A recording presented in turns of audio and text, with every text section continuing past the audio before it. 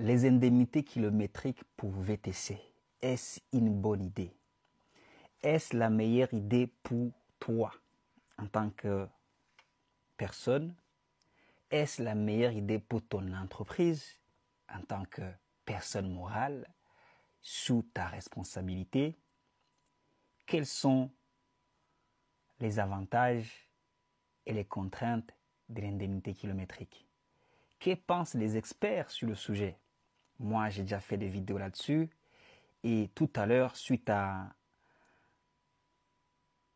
un coaching que j'ai eu avec un coaché, on est revenu encore dessus en tant qu'option des moyens pour se verser de l'argent. C'est des indemnités après tout, pour prendre de l'argent de la société sans qu'on ait à payer une tonne de charges. Oui, on le sait, on est dans un pays très taxé, donc on essaye toujours, comme tout, comme le portage salarial, comme le rattachement.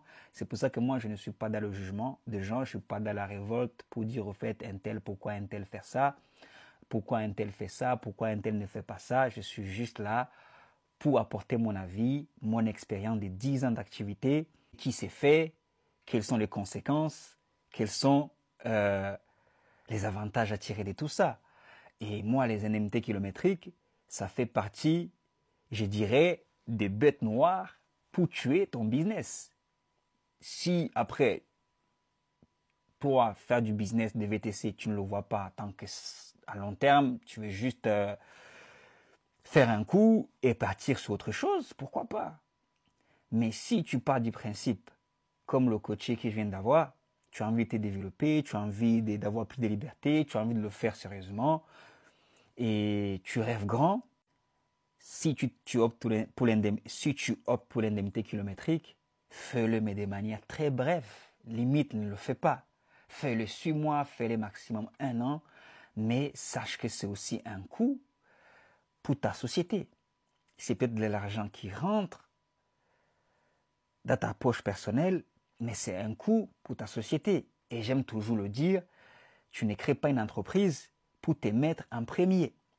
Créer une entreprise, et c'est ça qui est le plus dur à entendre en fait. Mais il faut qu'on arrive à un niveau de maturité qui permet qu'on puisse dire des choses même quand ça ne plaît pas aux oreilles. Il faut qu'on arrive à un niveau de maturité qui permette qu'Andersen puisse avoir son avis des différents des messieurs un tel qui traitent le même sujet, parce que c'est en combinant les deux, c'est en nuançant les deux qu'on peut soi-même se faire son propre idée, sa propre idée plutôt.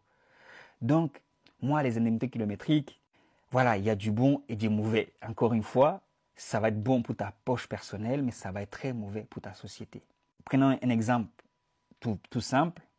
Tu vas prendre cet argent, disons, tu as fait 5 000 euros des chiffres d'affaires en VTC, avec un seul véhicule, bien sûr.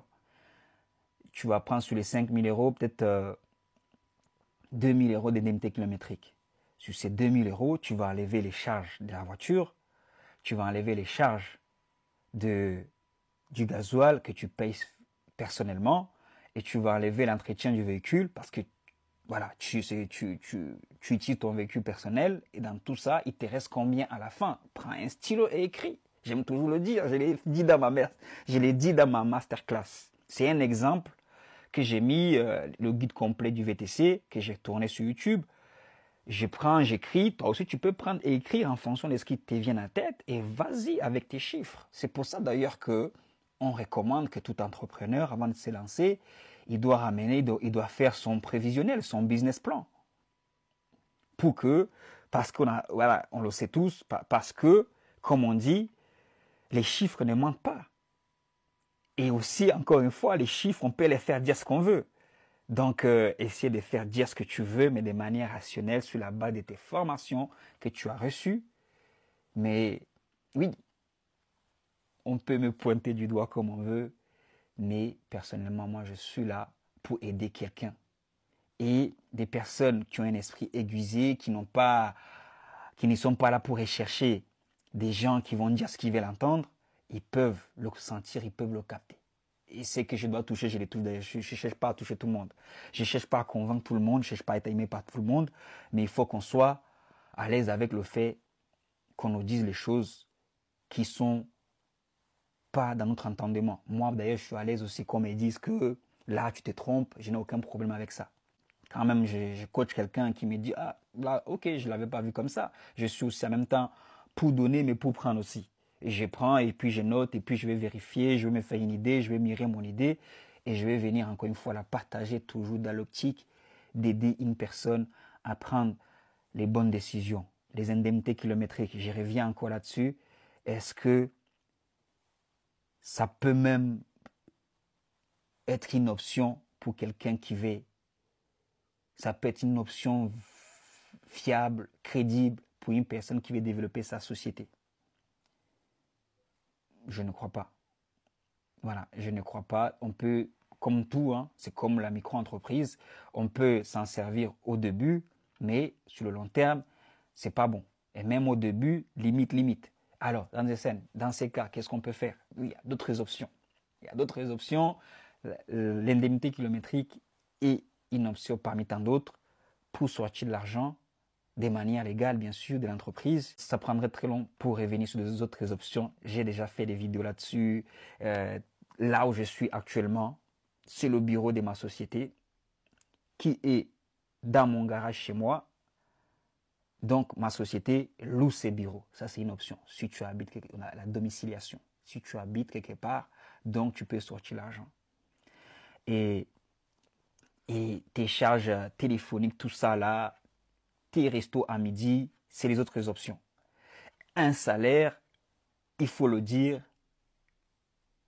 est nécessaire. Un petit salaire est nécessaire où tu vas payer pas beaucoup de charges. Si tu te sors 600 € de ton compte de la société comme salaire, tu vas payer 1000 € à peu près ou 1100 €, c'est 500 € des charges que tu as payées, mais au moins tu cotises pour quelque chose. Parce que les indemnités kilométriques, c'est comme les dividendes, ça, ce n'est juste que de l'argent. Ça n'est inscrit nulle part, tu payes ce que tu dois payer dessus, parce que surtout tu vas payer. Quand tu te sors les indemnités kilométriques, sache qu'à chaque fois que tu vas aller les consommer, tu auras la TVA de 10%, de 5%, de 20% en général d'ailleurs, que tu vas payer dessus. Donc, quoi qu'il en soit, il n'y a pas d'échappatoire. Malheureusement, tu vas toujours payer. Et ça aussi, ça pourrait être un message pour tous ces bureaucrates qui sont assis derrière leur bureau pour réfléchir, je ne le dirai jamais assez, à comment ils vont encore nous faire souffrir, nous faire casquer, nous faire fuir le pays. Je suis désolé de le dire. Donc, c'est un peu ça. Mais réfléchis comme une personne qui va mettre un petit bébé au monde ou une personne qui va aller s'acheter une petite vache à lait. Tu n'as pas intérêt de tuer cette vache à lait, voilà, pour que ça soit une vache maigre. Tu n'as pas intérêt d'amaigrir, si je peux le dire comme ça, ta SASU, ta EURL, parce que tu dois absolument sortir les indemnités kilométriques. Tu peux faire autrement et ça sera beaucoup plus ça, je pense. Pour le reste, il y a des choses que j'ai oubliées. On est là pour échanger, pour communiquer. Dis-moi ce que tu en penses. Dis-moi si je devrais faire des vidéos spécifiques pour tout ce que j'ai désigné, tout ce que j'ai cité. Là, c'était freestyle, tu vois, après mon coaching. Et toujours, non seulement le coaché qui me suit sur YouTube peut aussi réécouter tranquillement cette vidéo également pour mieux cerner pourquoi je n'étais pas tout à fait d'accord avec les indemnités kilométriques. Sur ce, ciao, ciao, bye bye, peace, yo, God bless you.